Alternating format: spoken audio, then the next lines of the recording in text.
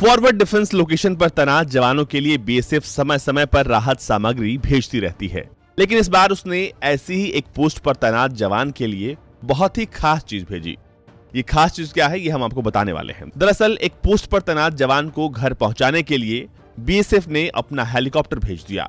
कश्मीर के BSF IG Raja Babu ने India today को बताया कि कांस्टेबल नारायण बेहरा एलओसी के मार्शल सेक्टर में तैनात हैं।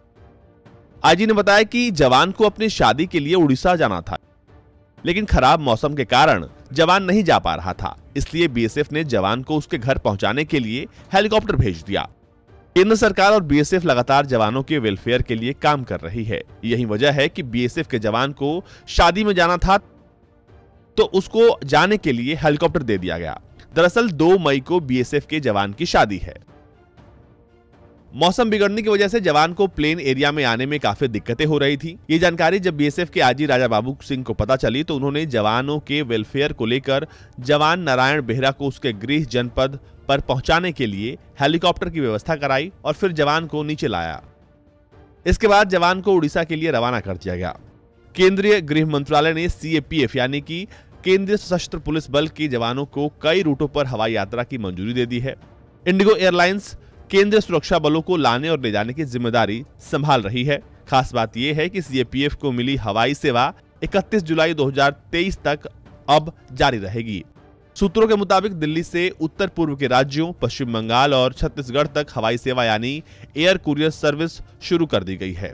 इस सर्विस के लिए बीएसएफ को नोडल एजेंसी बनाया गया है। हालांकि इससे पहले भी बीएसएफ की हवाई सेवा के लिए नोडल एजेंसी की जिम्मेदारी निभाती आई है। आपको बता दें कि एयर कुरियर सर्विस 24 अप्रैल से शुरू हो गई थी। अभी ये सेवा दिल्ली डिब्रूगढ़, गुवाहाटी दिल्ली, कोलकाता अगरतला कोलकाता, कोलकाता आइजॉल, सिलचर कोलकाता और दिल्ली जगदलपुर रायपुर दिल्ली रूट पर शुरू हुई है। कोलकाता अगरतला कोलकाता रूट पर सप्ताह में 3 दिन मंगलवार, शुक्रवार और रविवार को एयर कुरियर सर्विस जो है वो चलेगी।